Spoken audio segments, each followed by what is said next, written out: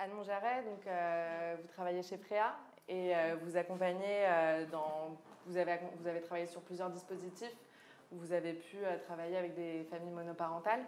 Est-ce que vous pouvez nous parler un peu de ces dispositifs, des différentes solutions que peut proposer justement l'association par rapport à ces difficultés et à vos constats Alors effectivement, moi je travaille depuis janvier 2014 au sein de l'association Frea, qui est du coup un bailleur social associatif. Il faut savoir qu'au sein de Frea, on a deux levées un petit peu similaires. On a d'une part le côté donc, bailleur pérenne, donc l'accès à un logement durable pérenne, et on a de l'autre côté ce qu'on appelle des dispositifs d'intermédiation locative.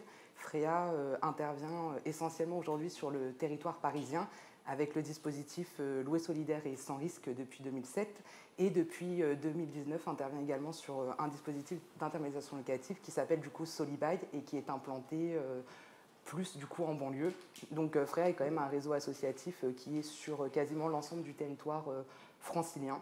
On a également au sein de notre association des structures collectives comme des résidences sociales qui peuvent également accueillir du coup des familles monoparentales.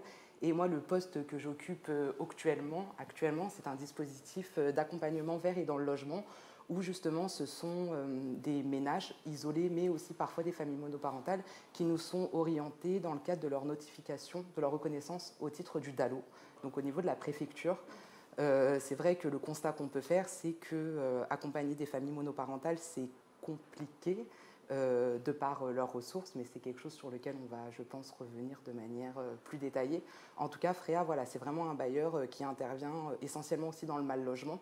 Il faut savoir que le premier financement est du coup ce qu'on appelle le PLAI, donc le prêt locatif d'intégration aidé, qui vient en faveur des ménages les plus modestes. Donc c'est vraiment une volonté à Frea de pouvoir mettre des personnes isolées, donc des familles monoparentales ou des personnes isolées, au sein de logements. Donc à la fois sur un côté pérenne, durable, et également sur l'intermédiation locative qui a du coup beaucoup de sens et qui est très intéressant parce que pour rebondir du coup à une de mes collègues, les personnes qui sortent d'hébergement d'urgence parfois n'ont jamais eu de vie au sein d'un logement autonome et du coup c'est là où l'importance de l'intermédiation locative arrive parce que les gens peuvent bénéficier effectivement d'un logement donc temporaire dit transitoire mais surtout d'un accompagnement social qu'on appelle donc l'accompagnement social lié au logement qui du coup va véritablement soutenir et accompagner les ménages tout au sein de leur parcours résidentiel au sein du parc de Frea.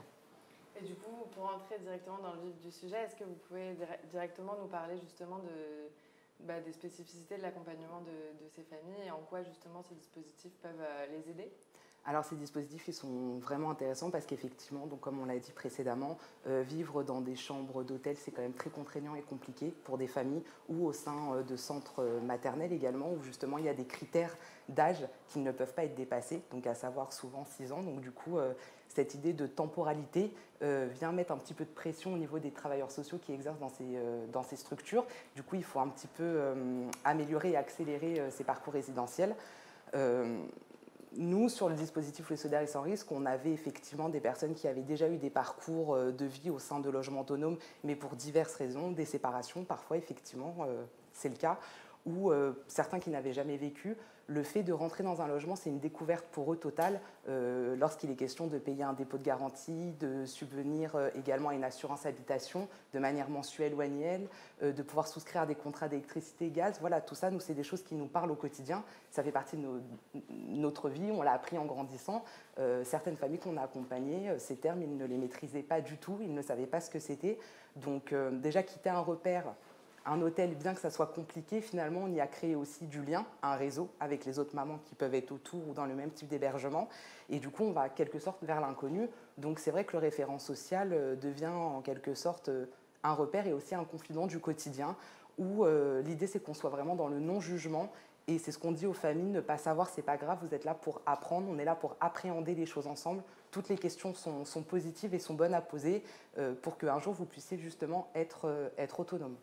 Il faut savoir que sur l'intermédiation locative, le parcours résidentiel est en moyenne de 3 ans, qui se justifie complètement parce que déjà le territoire parisien est très compliqué en termes d'accès au logement dans le parc social durable et aussi parce que des fois ça peut être l'insertion professionnelle qui n'est pas encore stabilisée, des difficultés au niveau des enfants en intermédiation locative. C'est vrai qu'on se doit d'avoir une vigilance dessus. Alors on n'est pas forcément sur des questions de maltraitance, mais peut-être juste de soutien à la parentalité, apporter une aide, un soutien, des difficultés scolaires aussi pour des enfants, des handicaps qui n'ont pas été, enfin, qui ont été révélés par les professionnels scolaires, mais où certains parents peuvent parfois malheureusement être dans le déni. Non, mon enfant n'est pas malade. Voilà, on fait tout un travail aussi en collaboration du coup avec les assistantes sociales scolaires, les assistantes sociales de secteur, et du coup c'est cette mobilisation interprofessionnelle qui permet effectivement à terme de solutionner ou du moins avancer positivement avec les ménages accompagnés.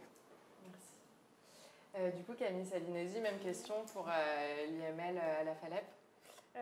Moi, je travaille à la FALEP. Donc, ça intervient dans le champ de l'hébergement et du logement à travers le CHRS. Donc, du coup, on a un pôle logement où on a un service d'accompagnement vers et dans le logement et un service d'intermédiation locative où j'exerce.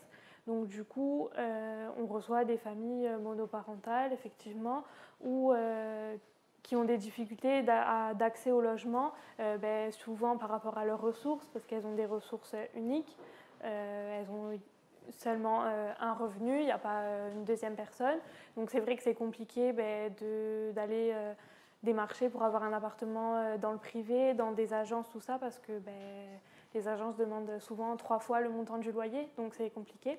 Donc nous, on les accompagne pendant 18 mois. Donc on a 2 possibilités, soit elles accèdent à un logement privé, soit elles accèdent à un logement social. Donc si c'est un logement social, au bout de 18 mois, on peut faire un glissement de bail et à ce moment-là, ils signent avec le bailleur social. Et si c'est un logement privé, c'est un accompagnement 18 mois et souvent plus longtemps en attendant l'attribution de logement social qui est très longue.